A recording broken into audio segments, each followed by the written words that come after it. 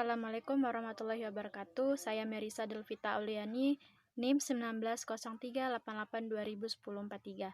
Saya akan menjelaskan tentang landasan neurologi bahasa, yang dimana menjadi dua pengertian, yaitu pertama neuro atau syaraf, yang kedua logi atau logis, yang artinya ilmu.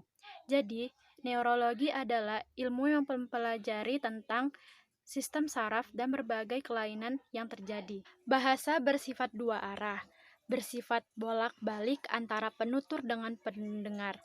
Maka, seorang penutur kemudian bisa menjadi pendengar, dan seorang pendengar kemudian bisa menjadi penutur. Begitulah proses terjadinya pergantian yang secara teoritis berjalan lama dan panjang.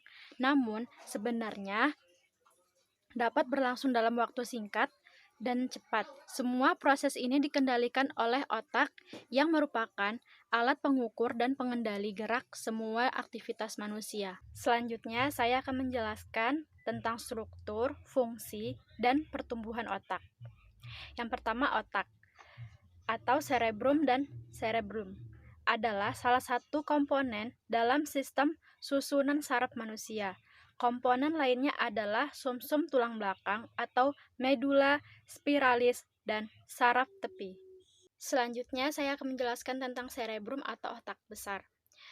Porsi terbesar dari otak ini yaitu sebesar 80%. Pada orang dewasa, volumenya berkisar antara 1.300 sampai 1.600 cc.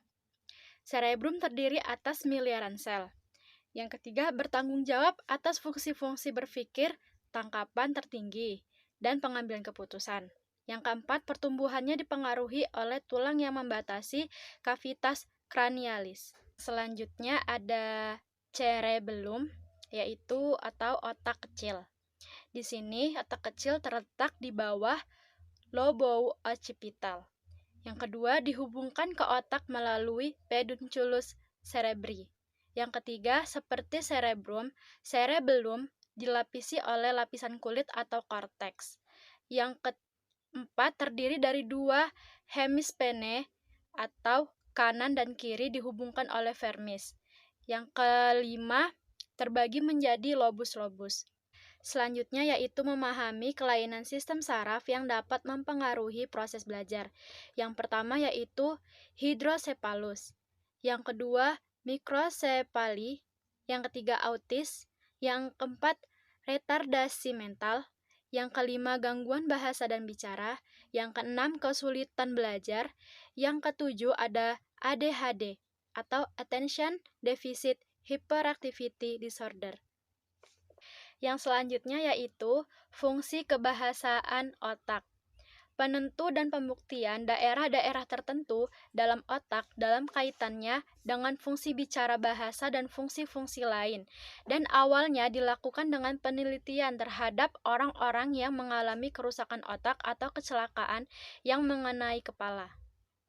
Selanjutnya yaitu yang pertama ada gangguan berbicara.